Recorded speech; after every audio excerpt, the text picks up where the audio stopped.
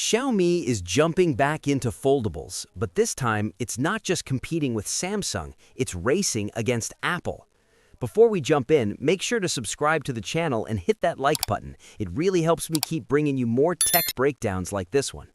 That's the real story here. Xiaomi isn't just launching another foldable in 2026, it's trying to prove it belongs in a market that's suddenly become way more serious, way more competitive, and way less forgiving than it was just 2 years ago.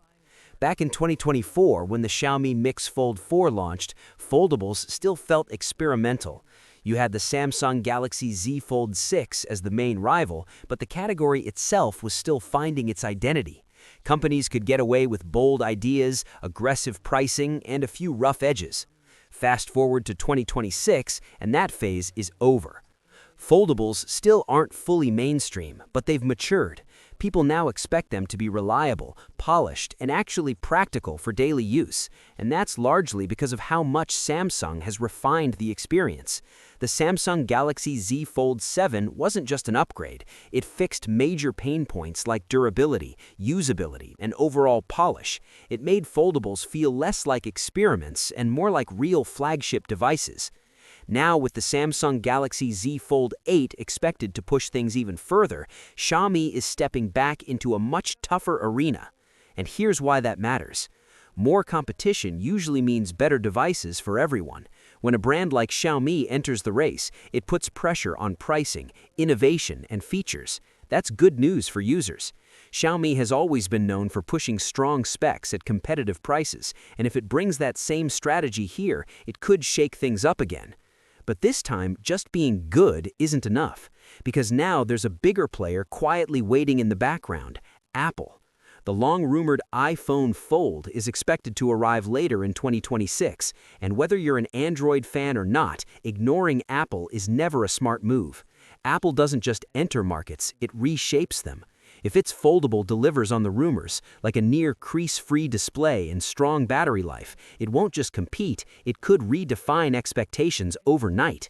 And here's the catch, the foldable market still isn't that big, so Xiaomi isn't just fighting Samsung anymore, it's racing to establish relevance before Apple grabs the spotlight and dominates the conversation.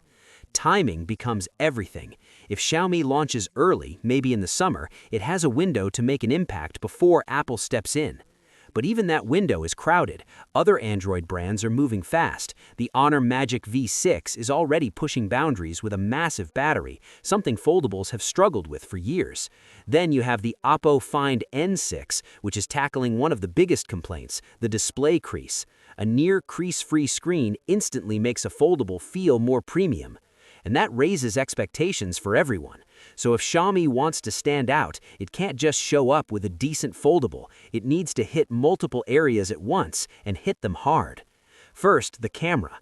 Foldables have traditionally lagged behind regular flagship phones here. That gap needs to disappear. Second, battery life. Users expect all-day performance, and competitors are already pushing the limits. Third, the display. It has to be durable, immersive, and as close to crease-free as possible. And maybe most importantly, software. This is where Xiaomi has had mixed results in the past, but on a foldable, software isn't optional. Multitasking, app continuity, and large screen optimization are what define the experience. If that part isn't smooth, the hardware doesn't matter.